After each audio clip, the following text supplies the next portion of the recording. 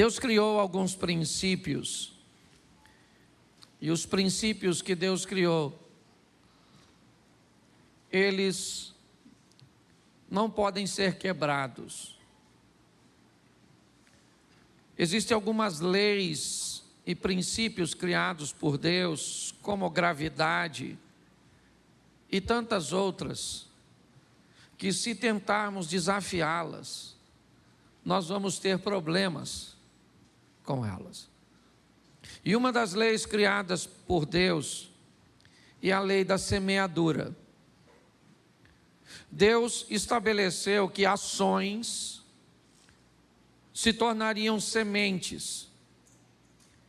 E Deus estabeleceu que a colheita deveria ser, ou teria que ser, das sementes cujas quais nós plantamos. Quando eu era garoto, eu ouvia alguns jargões, e dentre eles era que quem semeasse vento, colheria tempestade. Todas as vezes que nos posicionamos de uma forma equivocada, errônea, nociva, tóxica, eu não sei como você vai chamar, inevitavelmente, o tempo, ele vai te devolver o reflexo da semente que você plantou. Quando algumas pessoas vêm me pedir conselhos, eu digo para elas dizem: pastor, o senhor acha que eu estou certa ou eu estou errado? Muitas vezes eu digo: olha, infelizmente eu não tenho essa resposta tão precisa quanto você gostaria, mas eu posso te garantir que o tempo vai tirar sua dúvida. O tempo vai dizer se você tomou a decisão certa ou a decisão errada, porque ele vai te trazer de volta o reflexo ou a reação da semente que você estabeleceu. Eu tenho falado muito disso aqui no Projeto Recomeçar, uma igreja cuja qual nós temos um senso de responsabilidade da nossa vida muito grande, onde nós aqui entendemos que Deus, o Todo-Poderoso, Ele não vai nos abençoar, Ele já nos abençoou. Nós já somos abençoados. O grande problema é que Ele nos deu uma liberdade cuja qual nós temos muita dificuldade para gerenciar. Eu aprendi que todas as pessoas que tomam decisões assertivas, positivas e que têm resultados favoráveis e agradáveis, eles são admiradores profundos do livre-arbítrio. Ele acha que uma das coisas melhores que Deus fez no mundo foi dar a seus filhos o direito de escolha, porque o resultado dessas pessoas são positivos. Mas todas as vezes que alguém acaba tomando caminhos errados e sofrendo com os resultados de suas sementes, essas pessoas começam a julgar a Deus. Onde o Senhor estava? Onde eu sempre estive, no controle de todas as coisas, instruindo o povo como ele deveria agir. Ou seja, se os resultados são bons, glória a Deus. Se os resultados são ruins, o problema é dele. Eu quero mostrar para vocês hoje rapidamente 2 textos de pai e filhos. Nós falamos isso no nosso trabalho e nosso evento de homens, ontem e hoje. E eu quero te mostrar como as coisas funcionaram nesse ambiente bíblico e tirar dele algumas lições para a minha e para a sua vida. 2 Crônicas, capítulo 28. É a continuidade, da temática dos reis, ou da monarquia de Israel. São os cronistas narrando, ou repetindo algumas histórias um pouco mais detalhadas. E aqui a história de Acais. Acais tinha 20 anos de idade quando começou a reinar, e reinou 17 anos em Jerusalém. Ao contrário de Davi, seu predecessor, não fez o que o Senhor aprova.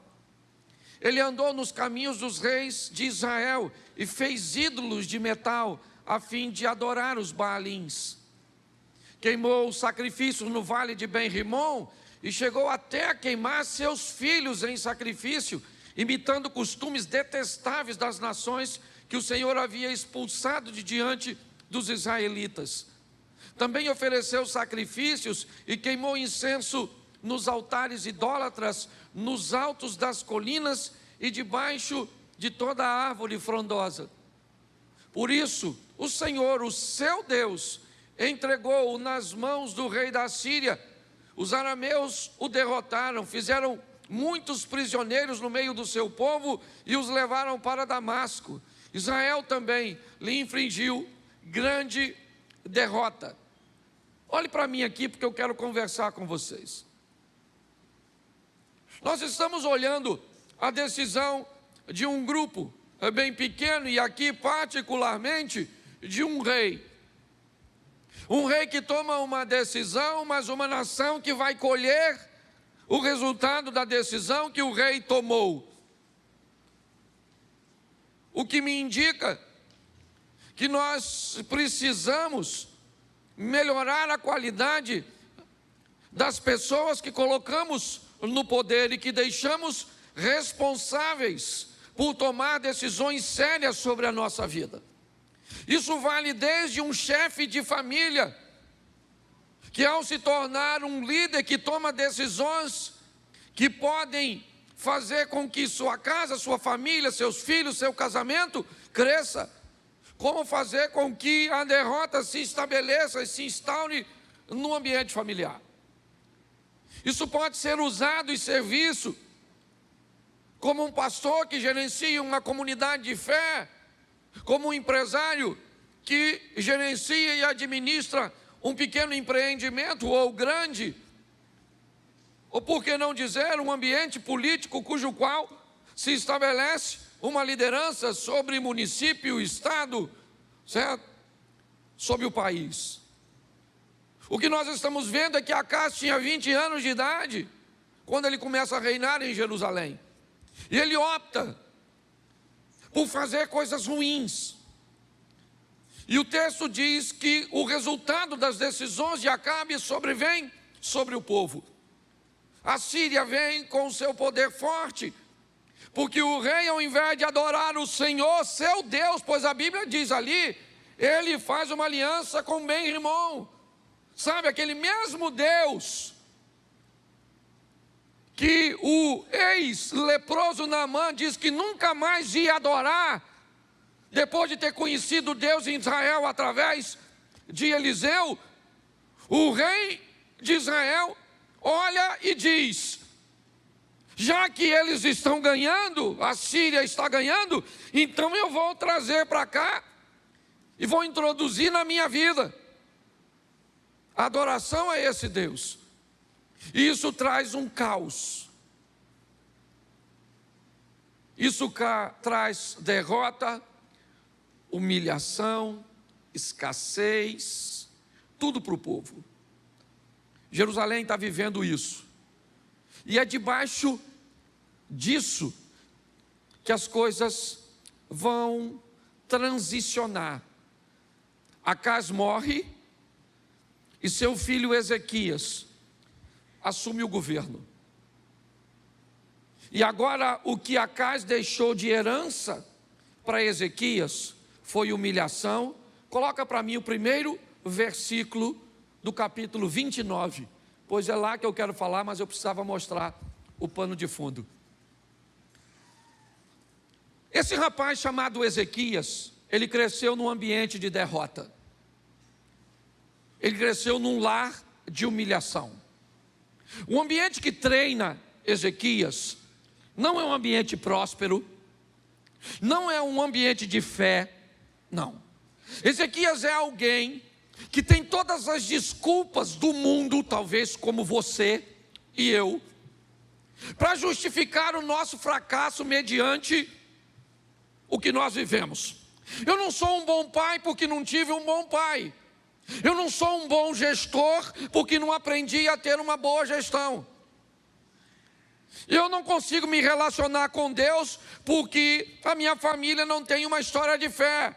Eu não consigo me manter casado, eu não consigo ser fiel porque na minha casa, e de onde eu vim, eu cresci no meio da infidelidade.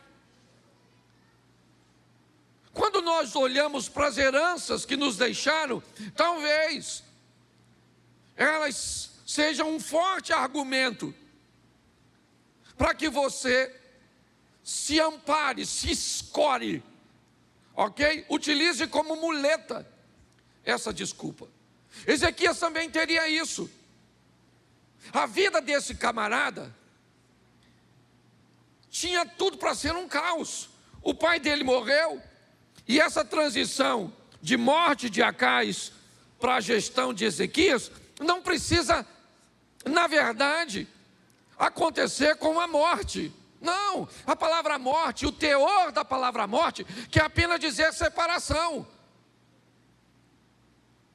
Nós podemos aplicar isso aqui de uma forma muito clara. Quando eu tenho condições o suficiente para me separar de meu pai, economicamente, me separar de meu pai, né, emocionalmente, quando eu tenho condições de viver a minha própria vida, quando esse cordão umbilical vai ser cortado, como é que eu vou me comportar agora, fora desse ambiente?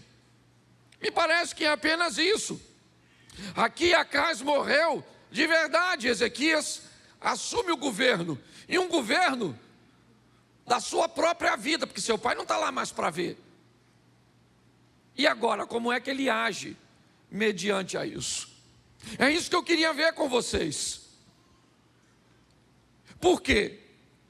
Porque quando eu era apenas um itinerante, eu saía daqui para pregar uma mensagem na Assembleia de Deus da Penha, do pastor Silas Malafaia. E depois eu voltava para casa. E o que eu preguei lá, o efeito na vida dos membros, eu não via. Aí no outro dia, eu saía para pregar na outra igreja, em outro estado, em outro local, em outra denominação. Hoje eu estava aqui, amanhã acolá, e por onde eu passava, o que eu tinha de feedback, de resposta, é apenas: nossa, que palavra boa, que palavra legal, nossa, foi tão divertido, nossa, foi tão instrutivo, nossa, foi tão revelador, mas eu não tinha a mudança de vida. Eu aprendi nessa caminhada que uma igreja, para ser considerada bem-sucedida, não interessa se ela está cheia ou se ela está vazia. Eu posso te garantir que tem igrejas muito menores do que a nossa, muito mais bem-sucedidas do que a nossa. Uma igreja não pode ser medida como bem-sucedida pela sua arrecadação financeira. Não. Uma igreja só pode ser considerada bem-sucedida quando o nível de transformação que ela causa na vida das pessoas é alto. Isso é uma igreja de sucesso.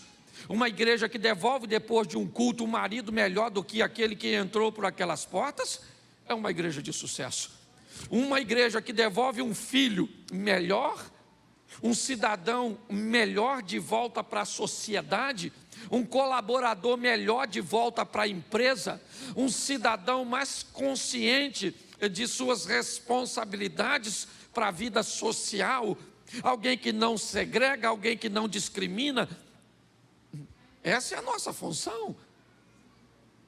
Quando a igreja consegue levar transformação para as pessoas, isso é uma igreja bem-sucedida. Então olhar e dizer: nossa, a igreja está cheia, já tem outro culto.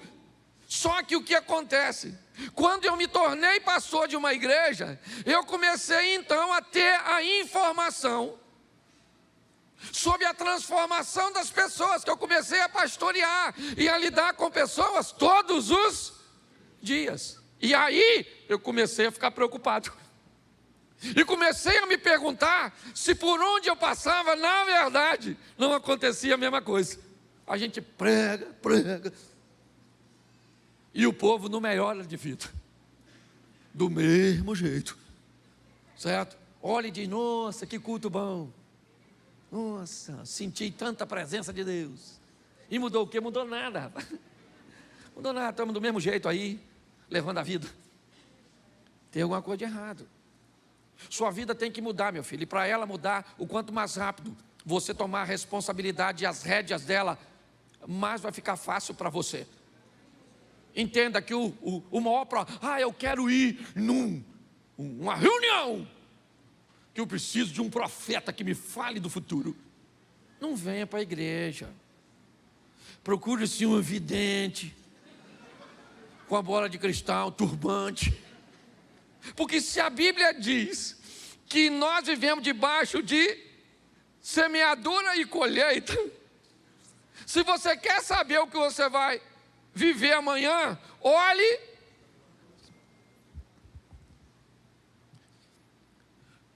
Você come muito hoje, emagrece ou engorda amanhã? Nossa, que revelação, agora eu virei profeta.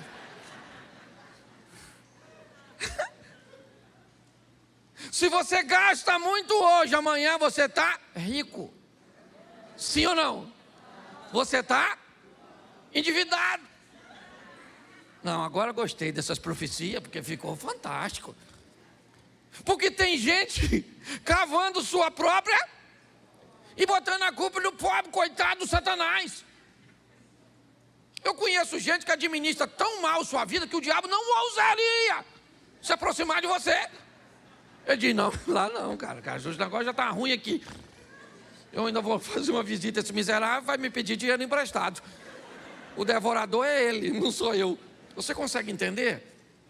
Está assim de gente, eu tenho falado isso direto, que entra no meu gabinete pastoral como vítima e sai como vilão.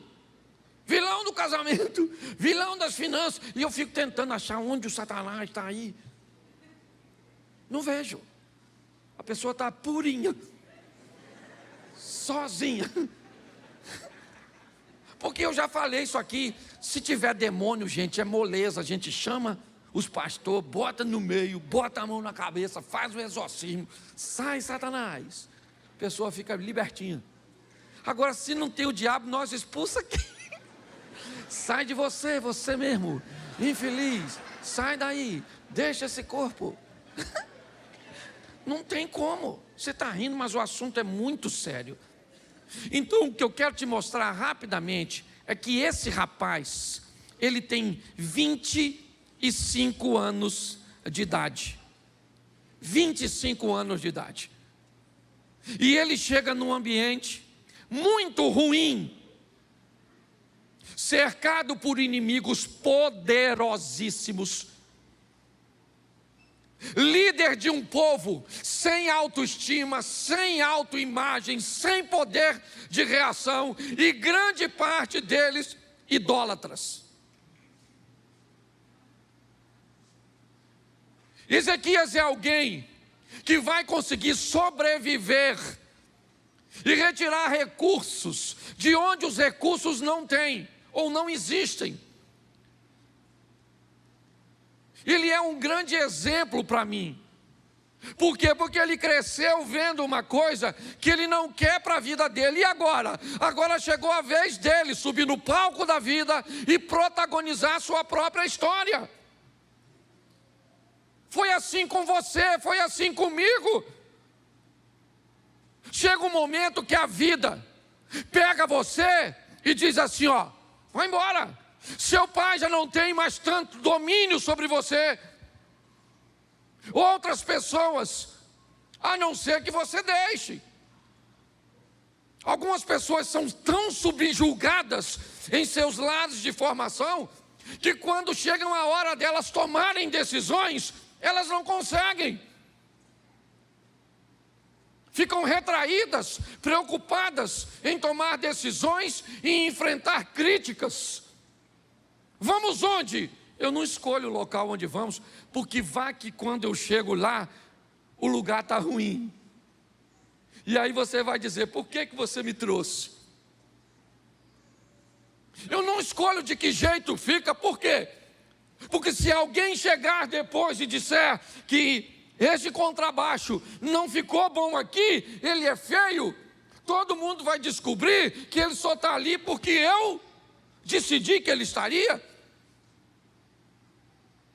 Quando pessoas recebem uma formação desse tipo, elas chegam deformadas para decidirem, para subir no palco, pessoas indecisas, preocupadas com o que os outros vão pensar, o que os outros vão falar, nunca escolhe nada, não tem poder de reação, são pessoas apáticas. E pior, quando algo é bem feito, essas pessoas se tornam sabotadoras, críticas de coisas que são excelentes, mas como não foi ela que resolveu e que fez, ficou feio. É assim que funciona. Famílias e pessoas estão sendo preparadas para viver. Esse camarada está aí, 25 anos de idade, começou a reinar e 29 anos reinou em Jerusalém. O nome de sua mãe era Abia, filha de verso 2. E ele fez o que o Senhor, tal como tinha feito. Quem era o pai dele? Mexa na memória aí, rapidinho. Quem era o pai dele? E a Bíblia está dizendo que ele fez o que? Davi. O pai dele era ruim, sim ou não? Sim ou não? E Davi era bom? Ele pegou o exemplo de quem? Porque Davi era? Porque quem escolhe a herança é quem toma posse dela. É você que escolhe. Uma herança só se torna, não interessa quem deixou. O que foi que sua mãe deixou de herança por ser um câncer que já matou a família dela toda? O que foi? Uma diabetes. Nossa, pastor. Tinha um tio que perdeu o pé, o outro perdeu a perna, o outro perdeu as duas. Que desgraça é essa? Pare e pense. Chegou a sua hora de viver a sua vida. A decisão é sua. O que o pai dele deixou de herança para ele é ruim. E ele disse, isso não é para mim, eu quero outra coisa. Esse cara vai mudar a vida dele, muito mais do que a vida dele. Ele vai mudar a vida da sua família, ele vai mudar a vida da sua nação. Porque ele, bota o verso 10 para a gente adiantar, porque esse primeiro culto é rapidinho. Pretendo, em algumas traduções está escrito assim, agora estou resolvido. Quem está com essa tradução aí? Você não tem nem Bíblia? Desculpa. Em algumas traduções, agora eu estou resolvido. Agora eu resolvi que eu vou ser casado para sempre. Agora eu resolvi que eu vou mudar minha vida com Deus. Agora eu resolvi que eu vou orar. Agora eu estou resolvido. Porque quem resolve muda de vida. E quem está na dúvida, deixa para o próximo culto. A vida desse camarada vai mudar, né? Melhorou, isso aqui. É outra tradução. Agora me tem vindo o coração. Agora eu estou... Gente, quando você decide, as coisas mudam. Mas eu aprendi uma coisa. Às vezes nós somos muito bons para resolver e para decidir coisa ruim. Você quer ver? Se alguém te faz mal, você fala assim, a partir de hoje, risquei você do meu caderno. A pessoa saiu do seu caderno quando? Naquele dia. A partir de hoje, vou ler a Bíblia. Amanhã, estou com sono. Se for para decidir coisa boa, aí a vida não muda. E está assim de gente orando. Gente, por favor, eu sou pastor. A Bíblia diz, orai sem... Ore, meu filho, ore, mas ore de dia, ore de madrugada, ore. Mas deixa eu falar uma coisa para você, oração não muda sua vida.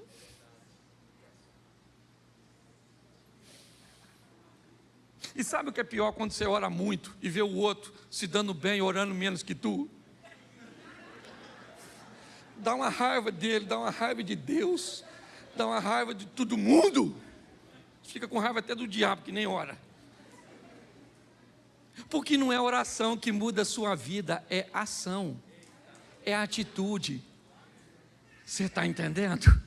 O que vai mudar a sua vida é o que você faz e não o que você fala. Esse dia eu estava num evento, achei muito legal o cara falar que é importante você lançar palavras para o seu futuro, porque as palavras são poderosas e mudam o seu futuro. Mas a minha cabeça pensou, eu mudo. O mudo se lascou, né? Porque o mudo não muda de vida. Tem uma coisa que é maior do que você o que você fala, é o seu poder de decisão. E preste atenção, volta para lá. Isso. Verso 3. No primeiro ano do seu, repete comigo, no primeiro ano e no primeiro mês. De novo, no primeiro ano e no primeiro mês. Porque quem quer mudar não muda amanhã, muda agora. Que história é essa? Vou mudar. Quando? Agora. Começa mudando aqui. Transformai-vos pela renovação da vossa mente. É mudar a mente. Pobreza, por exemplo, tem 2 tipos de pobreza. Uma que está aqui e outra que está aqui. Eu conheço gente com bolso cheio, mas cabeça de rolinha. O cara compra uma Mercedes de 500 conto e não tira o plástico do banco para não estragar. O cara compra um carro de 300 cavalos e bota kit gás.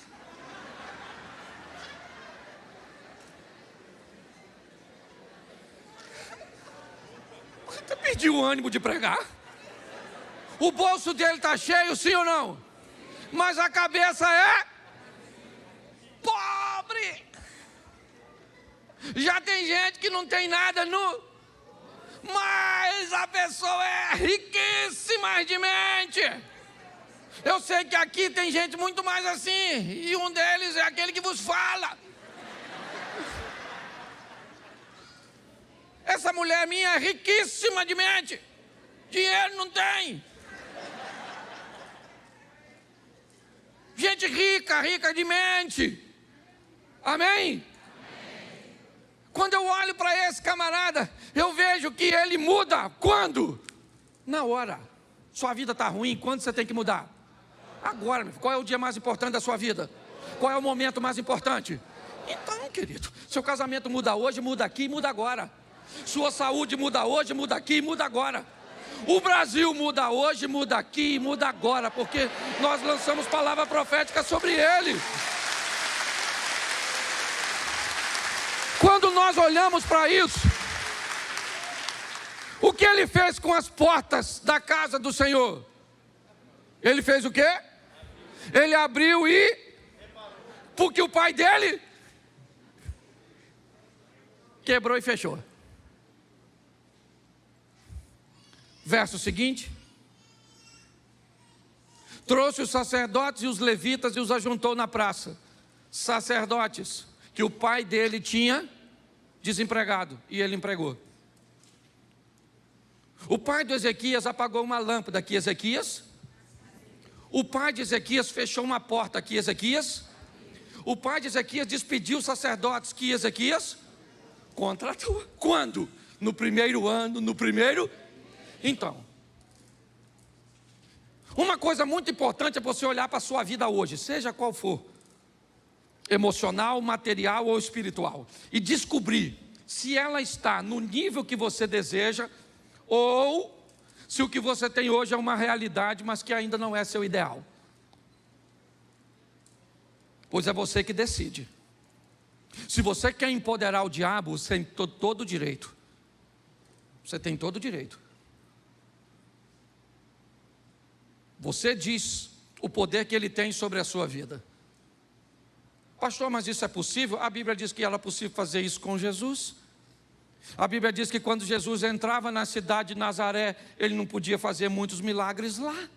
Por que é que Jesus não podia fazer muitos milagres em Nazaré? Porque Nazaré inibia o poder de Jesus? É lógico que não. É porque como Jesus cresceu em Nazaré, para Nazaré muitas pessoas viam Jesus como uma pessoa comum. Jesus era poderoso em qualquer lugar, mas quando Ele estava perto de pessoas que achavam que Ele não tinha poder porque se tornava comum, inevitavelmente ali não podia acontecer muita coisa. É você que determina que poder o Senhor tem na sua vida, na sua casa, nos seus negócios. É você, é um nível de intimidade que você deseja estabelecer com Ele. Ezequias é alguém que o que ele está fazendo é o seguinte: ele olhou para a vida dele e disse: eu não quero isso para mim, e eu não quero isso para o meu povo, para o povo que agora eu me tornei rei. Meu pai morreu. Meu pai hoje vive noutra casa, noutra vida, está separado de mim. Sabe? Hoje eu peguei agora e estou vivendo a minha vida, mesmo que eu more ainda embaixo do mesmo teto, mas chegou a hora de eu assumir a minha responsabilidade. E é isso que ele está fazendo. Ele está fazendo o oposto. Coloca aí, depois você lê em casa, não dá para ler tudo, verso 5. Olha o que ele está dizendo, levitas, ouve levitas. Ó levitas, santificai-vos agora, santificai a casa do Senhor, Deus de vossos, e tirai do santuário, isso, quem levou para o santuário a imundícia? Os pais. O que ele está dizendo é o seguinte: se os nossos pais erraram ou não, seria bom se eles tivessem acertado. Talvez o acerto dele me colocasse numa vantagem, mas isso não foi verdade. Eu cresci numa família disfuncional. Eu cresci num ambiente que não foi tão favorável. Tá bom, querido, tá legal. Você viveu num ambiente de escassez, num ambiente de violência doméstica, num ambiente de abuso sexual. E tá bom. A gente já sabe disso. Isso não é um privilégio só seu, não. Só que passou. Chegou a sua vez de subir no palco da vida, e a caneta que escreve o teu futuro não está na mão do seu pai, está na mão do Senhor dos Exércitos. É isso. Então não adianta. Ezequias olha para isso e ele está dizendo: vamos tirar do santuário. Vamos para o Novo Testamento para ficar fácil de colocar isso. Deus não habita em templo feito por mãos de... Se aqui o santuário que tem imundícia era o templo, hoje o santuário que tem imundícia é a nossa mente. Remova a imundícia. Por quê? Verso 6. Agora ele começa a dizer o motivo. Porque os nossos pais, eles transgrediram. Eles fizeram o que era mal aos olhos do Senhor, nosso Deus, e o deixaram. Desviaram o rosto do tabernáculo do Senhor e lhe viraram as costas. Verso 7. Também fecharam as portas do alpendre, apagaram as lâmpadas, não queimaram incenso, nem ofereceram holocausto no santuário do Deus de Israel. Já que eles fizeram tudo isso, olha o que Ezequias disse, verso 9. Isso. Volta no 8, por favor, perdão. Pelo que veio a grande ira do Senhor sobre Judá e Jerusalém, e ele os entregou à perturbação, à assolação, ao assobio, como vós estáis vendo, né, com os vossos próprios olhos. Verso 9, porque os nossos pais caíram à espada, nossos filhos e nossas filhas e nossas mulheres estiveram no cativeiro. Agora olha o que ele diz no 10 de novo. Agora me tem vindo ao coração que façamos um concerto com o Senhor Deus de Israel, para que se desvie de nós o ardor da sua ira. Coloca o 11. Agora, filhos meus, não sejais negligentes, pois o Senhor vos tem escolhido para estar diante dele, para o servirdes, e para queimar, e para ser de seus ministros, e para queimar de incenso. Preste atenção. O povo estava tão envolvido no caos, que o caos fazia parte deles. Ezequias está dizendo: gente, acorda, gente, não sejam negligentes, vamos viver com Deus tudo que Deus tem para nós.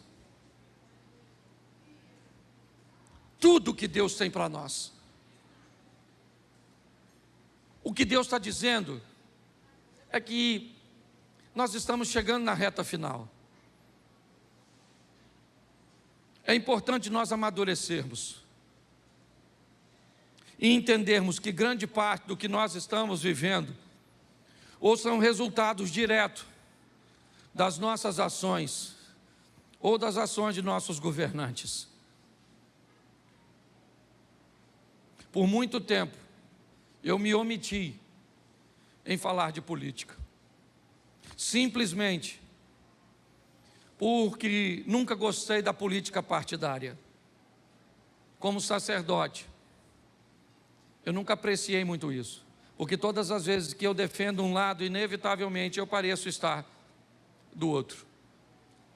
Mas preste atenção no que eu vou dizer a vocês agora. O que nós vivemos hoje na nossa nação é mais ou menos uma briga de casal. Quando você vai ajudar um casal, você tem que ouvir ambas as partes, focar apenas o defeito de seu cônjuge. Nós não somos tolos. E tem uma coisa que eu luto, é para que não sejamos manipulados. Então escute o que eu vou dizer para vocês agora. É tolo quem diz que a esquerda nunca fez nada de bom. É tolo quem diz que a esquerda é ruim na totalidade. É lógico que não. Sabe quem diz isso?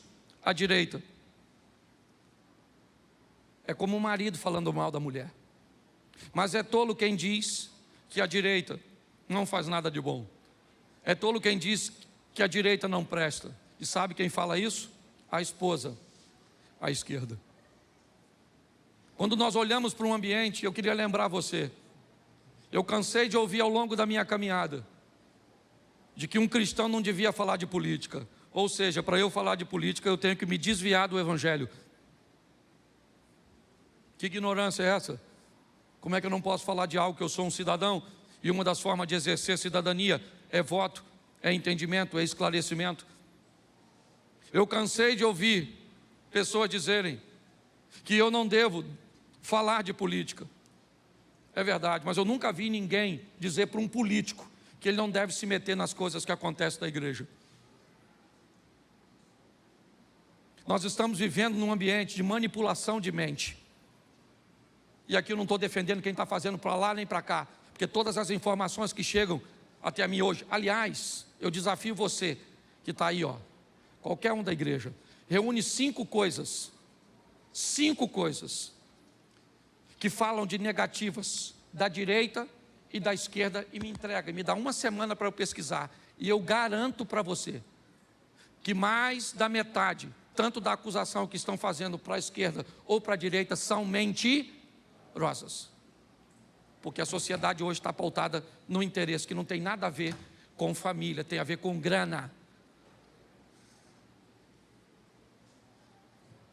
Nós estamos mais ou menos no que vimos aqui nesse texto. Alguém que resolve decidir e dizer: eu quero Deus de volta para a minha nação. E Ezequias vai viver o extraordinário, mesmo recebendo um reino falido. Não dá mais para ficar em cima do muro.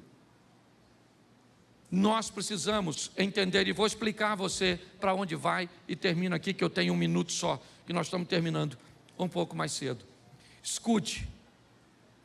Hoje nós não estamos podendo falar de determinados pecados, porque nos tornamos, estamos intitulados com algumas questões que hoje ainda não são leis, mas que estão lutando para que elas sejam. Coisas do tipo homossexualidade, coisas do tipo divórcio, coisas do tipo corrupção e abuso de poder.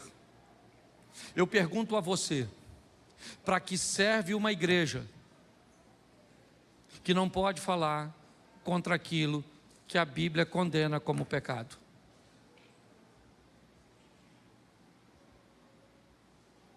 Pare e pense. Não estou colocando você contra nada. O que eu quero é que você raciocine. O que eu quero é um país. Eu amo minha nação. Eu amo. Eu nunca imaginei que eu amava tanto o Brasil como eu amo. Como eu gosto do lugar onde eu estou inserido, como Xerém. Eu amo. Nós estamos tendo a oportunidade de lutarmos. Ah, pastor, mas está escrito na Bíblia, vai tudo se cumprir. E o que é que a gente pode fazer? Pelo amor de Deus. Pelo amor de Deus. Pela Bíblia a gente morre lutando. É assim que funciona. Eu vou lutar pela família. Eu vou lutar pelo meu neto, pelos meus filhos, pela igreja. Eu vou lutar pelos valores bíblicos. É isso. É só isso. Como Ezequias, resolva, dobre seu joelho. Não é pedir para um homem. A guerra não é isso. Não é Lula, Bolsonaro. Que história é essa? Eles têm um sopro de vida. Estou vendo pessoas que deixaram de falar umas com as outras por causa disso. Não quero saber se é um ou se é o outro. O que eu quero saber, eu quero andar tranquilo na rua. O que eu quero saber é de precisar levar alguém que passou mal para um posto de saúde, ter atendimento, saber que nossos filhos estão sendo criados num ambiente de ensino saudável. É isso. E eu sei que você também quer isso. Então não vamos dar ouvido para essas situações, não. Eu acho que a gente precisa fazer as nossas manifestações pacíficas, sim. E aqui eu tenho gente de esquerda. Não vou pedir para você levantar a mão, não. Mas eu sei que tem. E não precisa ir embora não, porque aqui a gente dá liberdade para você.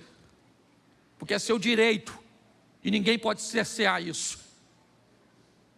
Nós precisamos entender isso e amadurecer. Por quê? Porque a nossa família é o futuro. Olhe para os países onde a igreja foi erradicada.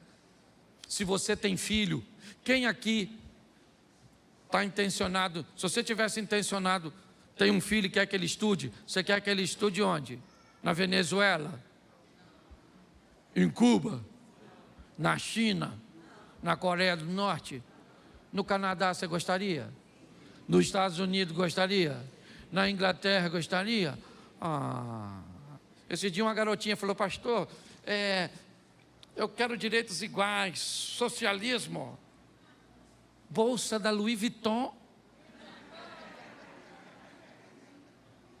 e smartphone, Apple. Eu olhei, 25 mil na mãozinha dela, 15 da bolsa, do smartphone. Eu falei, garotinha, nossa, seu discurso não condiz. Mas eu quero dizer e quero terminar aqui. O nosso país, fale quem quiser, a sentença é nossa, porque nós somos a igreja, e a Bíblia diz que o que a igreja liga na terra é ligado no...